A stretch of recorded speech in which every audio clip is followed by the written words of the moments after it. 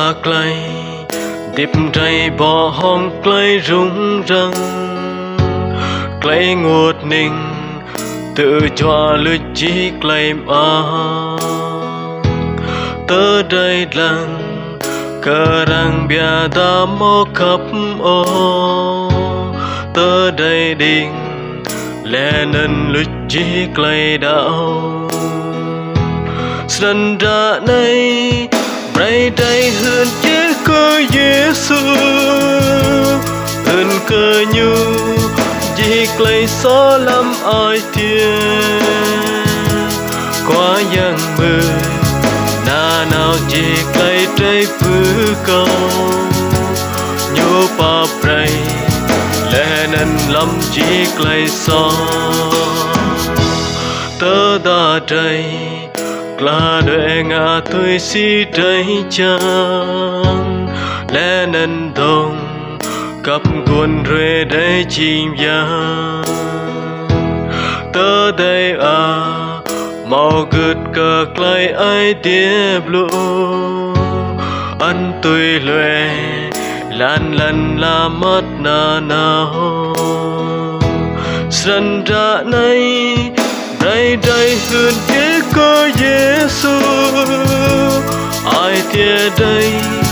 bỏ hồng clay xóa clay gạo quá yang mười na nào clay bỏ khiêng vá la thâu là gu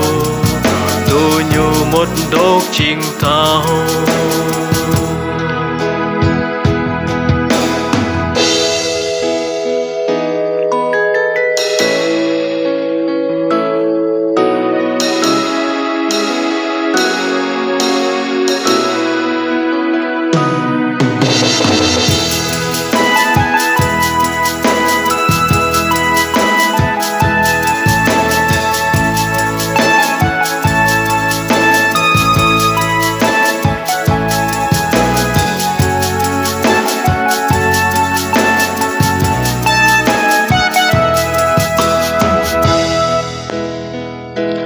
tớ đã y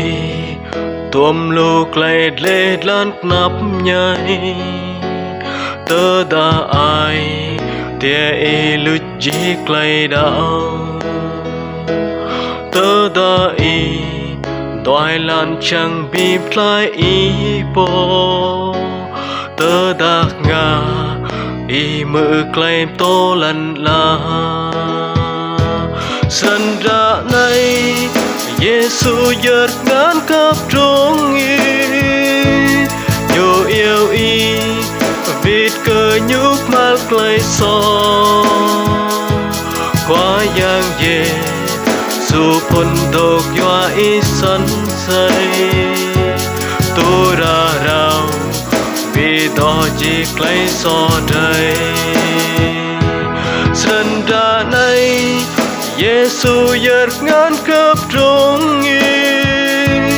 nhiều yêu y vịt cờ nhúc mắt clay so quá yang về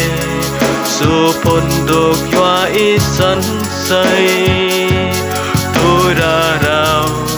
vì đó chỉ clay so đây tu ra rào vì đó chỉ clay so đây